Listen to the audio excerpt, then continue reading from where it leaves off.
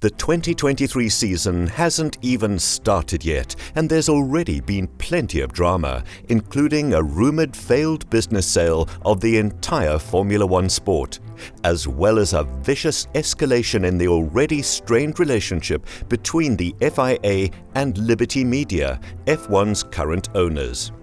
Without further ado, let's take a look at the most recent reports, accusations and feuds, and the impact of all this infighting on the sport. According to a report from Bloomberg, Saudi Arabia's sovereign wealth fund considered adding Formula One racing to its growing portfolio of sports investments. Allegedly, a potential deal fell through last year when F1's owner, Liberty Media Corp, refused to sell the high-profile franchise, which Saudi Arabia's public investment fund reportedly valued at well over $20 billion, including debt. Despite this, the PIF is still interested in the asset and would be a serious bidder if Liberty Media decided to sell. Saudi Arabia has made significant investment in sports as Crown Prince Mohammed bin Salman opens up the country to more Western-style forms of entertainment.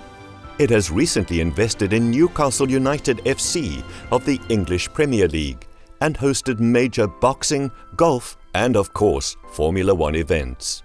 Critics, however, have dubbed the efforts as sports washing or an attempt to divert attention away from the country's human rights record.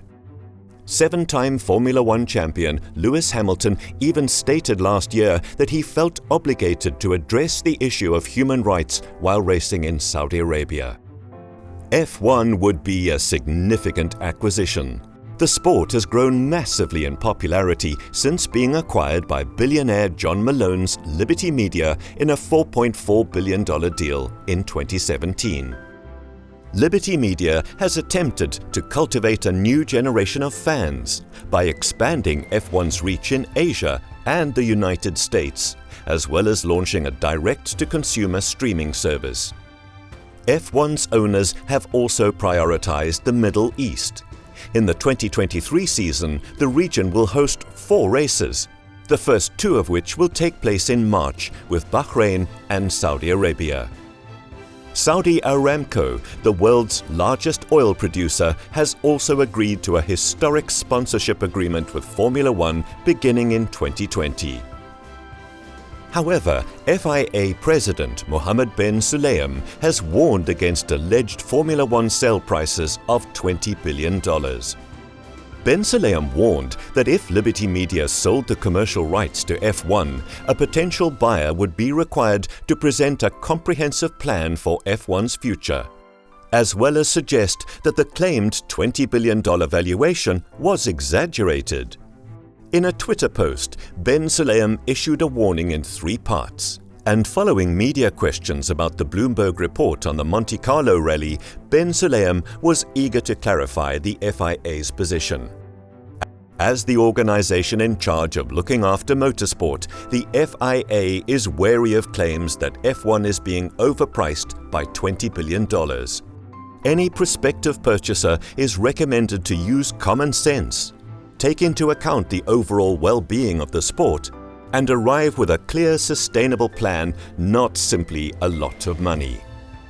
It is our responsibility to take into account any potential negative effects on fans, as well as the future impact on promoters in terms of increasing hosting fees and other commercial costs. However, the initial sales story, according to a senior F1 source, was not entirely accurate, and the FIA president would have no say in such a sale process anyway.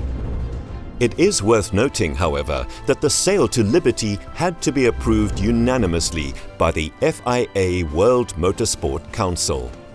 This will be related to the terms of the deal by which it handed over the commercial rights first to Bernie Ecclestone in 1995 for a 15-year term, then with a subsequent 100-year deal for $360 million, though F1 appears to regard this as a formality. The original sale was necessary to comply with the European Commission's demand that the FIA separate its regulatory and commercial involvement in Formula One. And despite reports that it could be sold for a sizable profit, Liberty Media is not actively looking to cash that in just yet. But as with any such entity, the right buyer with the right number could change that position. And it stands to reason that PIF would be interested in such an acquisition if it were available. Ben Sulayem's assertion of the FIA's position must also be viewed in the context of the larger power struggle in F1. This is the latest twist, coming on the heels of Ben Sulayem's push for a formal application process for aspiring new teams, despite F1 and the team's skepticism. The FIA clearly wants to make sure that if Liberty Media decides to sell F1 in the future, whether to PIF or another entity, it is a key part of the process and benefits financially. However, this is not the end of the story, as tensions between Formula One and the FIA have skyrocketed as a result of Ben Sulayem's tweets. Stakeholders believe Ben Sulayem crossed a line, prompting the extremely unusual action of a formal letter to the FIA executive and the World Motorsport Council, signed by Sasha Woodward-Hill and Renee Willem, F1's chief legal officers and Liberty Media's owner, respectively. According to Sky and the BBC, the letter's contents include a reference to the president's comments interfering in an unacceptable manner with F1's commercial rights holder, as well as a warning that if they harm the value of F1, the FIA may be held liable. It is the latest, strangest, and most serious development in the battle between Formula One and its governing body, that predates Ben Sulayem's presidency but has escalated in the year since he took over. It is significant that F1 felt the need to intervene so formally in direct response to the FIA president's remarks, and to warn that it is hoped that this address will not need to be addressed again. The use of Twitter by Ben Sulayem has raised more than a few eyebrows in F1. Ben Sulayem recently announced his intention to open the process for evaluating new teams, then took to social media a few days later to publicly complain about a negative reaction to the Andretti Cadillac project, which Ben Sulayem has spoken optimistically about, but teams have responded unfavorably to in private. But this situation is a little different. It has not been dismissed as an expression of an individual's opinion, nor as an odd but ultimately harmless remark. No, now there are serious concerns about claiming or implying inside knowledge and causing significant harm to shareholders and investors in this situation. According to F1, Ben Sulayem does not understand the FIA F1 agreement. They assert that he has no say or approval power in the process, and the governing body is only involved in very limited circumstances. More importantly, it is not his matter to intervene in, not least because it crosses a line in the commercial separation between the FIA and F1, as required by decades-old antitrust legislation.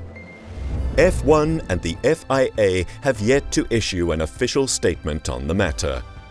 The content of the leaked letter, on the other hand, clearly demonstrates that whoever thought Ben Sulayem could get away with his tweets, or that they could be easily avoided, was gravely mistaken. While teams are currently on the sidelines watching the battle between F1 and the FIA, they are concerned about how things will progress from here. A power struggle at the top could be an unnecessary distraction at a time when F1 is on a roll with record attendance and earnings. Several sources indicate, however, that the goings-on at the top have not raised major worries about possible harm to the teams or F1's global image for sponsors and fans.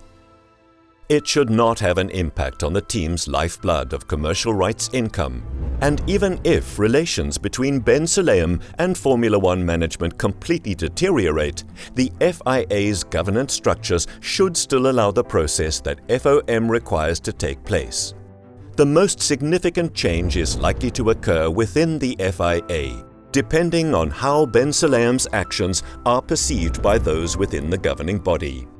The FOM's warning that the FIA could be held liable for damages caused by Ben Sulayem discussing commercial matters will not go unnoticed by members, as government regulators dislike anything that has an undue impact on company valuations.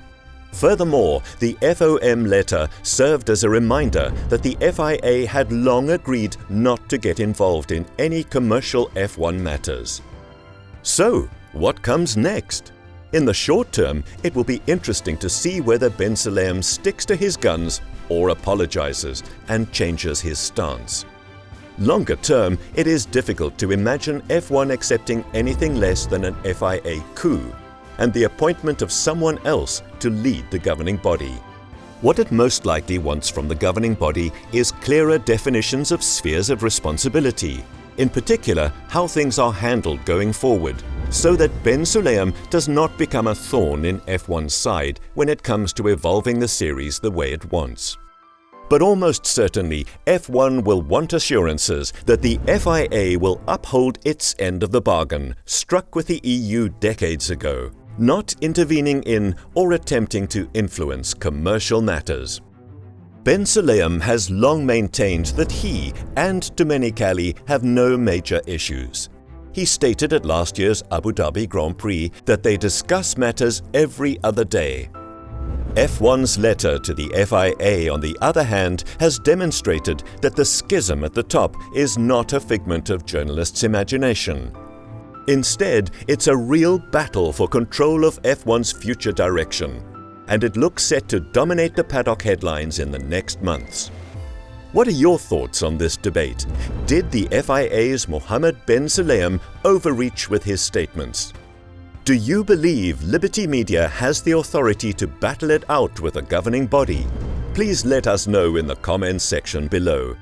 If you enjoyed the video, please consider liking it and subscribing. Be sure to click the bell icon to be notified of future uploads. Thanks for watching.